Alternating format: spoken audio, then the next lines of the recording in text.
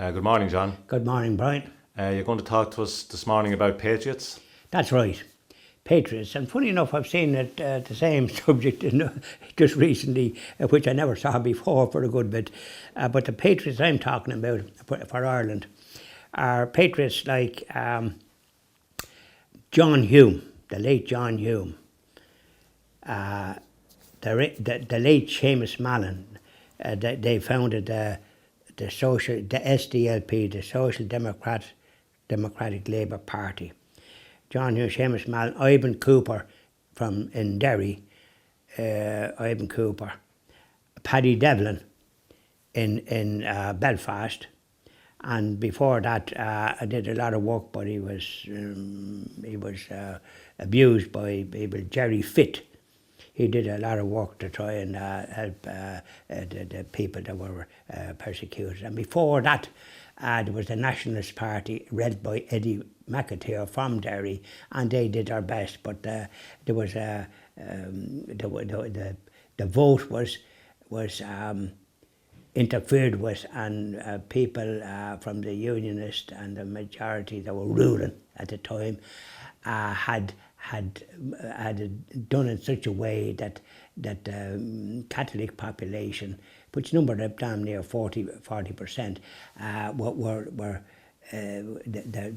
the voting was rigged, so that where there was Catholic majorities, it didn't. There was worked in such a way that they didn't have the votes that they had. Oh, and there was another lad that was very good. Lad in Dungannon, what was his name? He was very good. He was a presidential candidate down here for the Fine Gael. Oh, he's in Dungannon. His name I know his name as well as Anton. And he was, what was his name, from Dungannon?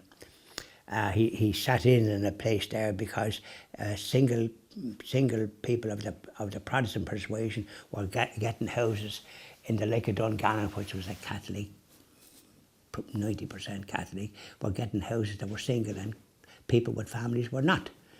So there was this gerrymandering. So John Hume single-handedly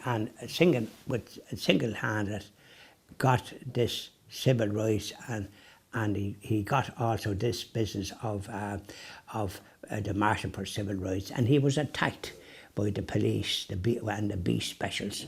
There was a lot of interference with freedom and democracy in that area. The Unionist population abused their power.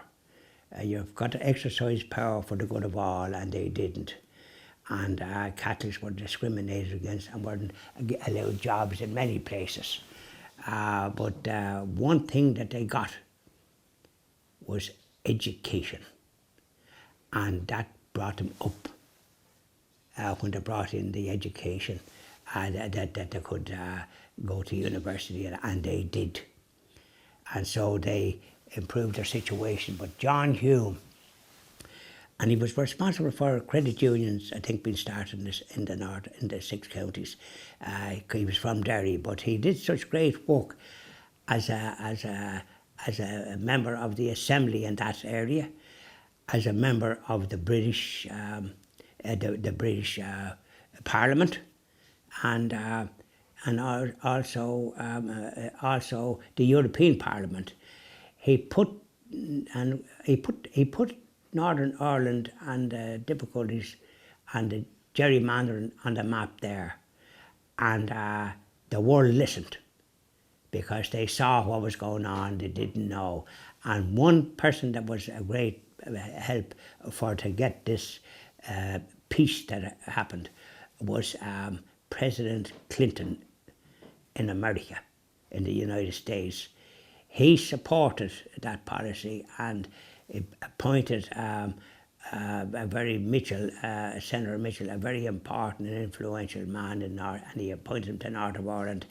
And the pressure from overseas influenced the British government to deal with the Unionists in this. And so, and then we had leaders here They were very good, that cooperated. Gary Fitzgerald was number one, and he had the difficulty with Margaret Thatcher when she was Taoiseach. She was going back to the unionist way of going on, and he was able to deal with her. And the Foreign Secretary, a fellow called Geoffrey Howe was able to deal as well, to change her mind from being so intransigent to be supportive. So the Anglo-Irish Agreement was signed, and that brought in a period of stability. But regretfully, Reverend Ian Paisley at the time was quite an agitator for trouble, and so that was brought down. But it was re-erected again when Albert Reynolds was Taoiseach in this country, and John Major was Prime Minister in Britain, and they both knew one another and respected one another because they were both finance ministers at the same time, and they knew one another and had great respect. So Albert and John Major were the prime movers of the peace that happened in the north of Ireland, the 6 counties. And David Trimble was a member of the Orange Order and quite anti-nationalist and anti-republican and this, that and the other. Him and Ian Paisley, which was a very bad influence at that time, marched together in an orange parade. But he saw the light, and he was persuaded by John Major and others to seek the common ground and peace, which he did. John Hume was awarded the Nobel Prize, and so was David Trimble. He was a member of the establishment and then become a lord in England. He died just recently, and there was praise for him. So this is where people that are extreme can be brought back. Ian Paisley, when he became First Minister, he changed completely, as if he was like St. Paul on the road to Damascus. He had an awakening. So him and Martin McGuinness, who was apparently supposed to be a member of the IRA and become deputy minister, they were known as the Chuckle Kids. They got on so well.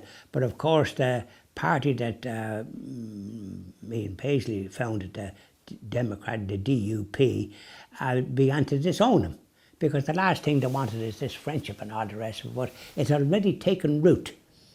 And I think they tried to sort of nearly persecute Paisley, because he did a lot of good in the wind-up. So he undid the harm that he did, and his reputation gained some credence. And funny enough, when he was dying, the man he sent for was Martin McGuinness. So it just tells you things can change, and that's a good thing. So these were patriots, and of course we had our own patriots down here. Our own patriots down here. There was the patriots in 1916 that paid for it with their lives because of the general that was Maxwell that was appointed here. He was used to executing people, and so this is what he did, and that backfired. And so we had great patriots here. Michael Collins, who was assassinated in his county Cork. I know where it happened and how it happened. He did a very foolish thing himself. He got out of his armoured car, and unfortunately was assassinated. And he was very versatile, and he was the founder of the Irish Army, and his picture is in every military barracks and in many of the homes that I visited that were ex-captains and what have you in the Irish Army over the years, and this is who they revere. And of course Eamon de Valera was another patriot, but unfortunately partly responsible for the Civil War, because he didn't accept the treaty, although he should have known about it, and he should have been over there, because it was a bad start for the country. But there were patriots, and Padraig Pearse and that, and all these marvellous men. And funny enough, I think O'Connell Street, which is a marvellous street now, has gone a lot worse than what it was. I don't know why they destroyed a marvellous wide street with all the structures that they put in and the quality. It's gone now that you can't drive a car down it. So, but these were all our patriots, and they gave a great example to other countries that they could get freedom, and they copied what we did here. So the British Empire began to be lost. And empires are not a good idea for anyone, because power corrupts, and ultimate power corrupts ultimately. So this is what we want to honour them, and we will be honouring them. By the way, just to digress for a bit, when I was doing the donations business earlier on, there will be a room when this Christian TV comes into being, and hopefully it will come in soon. When I say soon, and perhaps in the next year or two, when we have sufficient donations to be able to start it, there will be a room dedicated to all the donors and the people that have helped us to get going. They will be appreciated, and they will be welcome when it's established by invitation to visit and see the facilities, and know that their contributions and their donations contributed to that. So I'm finishing on the Patriot note, if you like, because when they support this organisation, they could be called Patriots. Thank you, Brian. Thank you, John.